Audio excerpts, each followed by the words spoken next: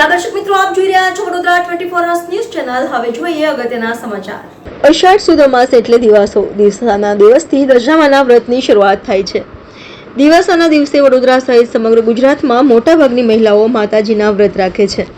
દિવાસામાં મહિલાઓ દશામાની મૂર્તિ ઘરે લાવી માતાજીની પૂજા અર્ચના કરી માતાજીને રીઝવવાનો પ્રયાસ કરે છે। ભક્તો માને છે કે માતાજીની પૂજા કરવાથી ઘરમાં સમૃદ્ધિ આવે છે। શ્રાવણ મહિનાની શરૂઆત થતાં મોટાભાગના તહેવારો અને વ્રતની ઉજવણી થવા લાગે છે। અષાઢ સુદ અમાવસના દિવસે દિવાસાની શરૂઆત થાય છે। આ દિવસે દશામાના વ્રતની શરૂઆત થાય છે।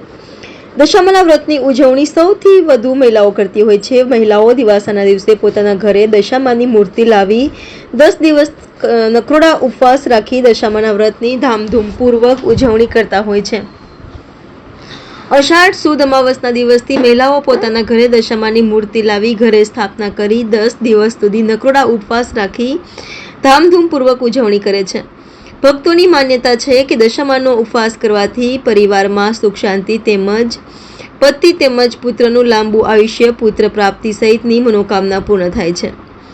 દિવાસાના 10 દિવસોમાં ભક્તો માતાજીની પૂજા અર્ચના કરે છે। 10મા દિવસે ભક્તો માતાજીને થાળ ધરી આખી રાત જાગરણ કરે છે। 11 દિવસે વહેલી સવારે માતાજીની મૂર્તિને નદી અથવા તળાવમાં વિસર્જન કરી આશીર્વાદ મેળવે છે। મહત્વની બાબત છે કે દશામાના વ્રતની અષાઢ માસની અમાસ 4 ઓગસ્ટથી શરૂઆત થઈ રહી છે, જે આગામી 13 ઓગસ્ટ મંગળવારના દિવસે સમાપ્ત થશે।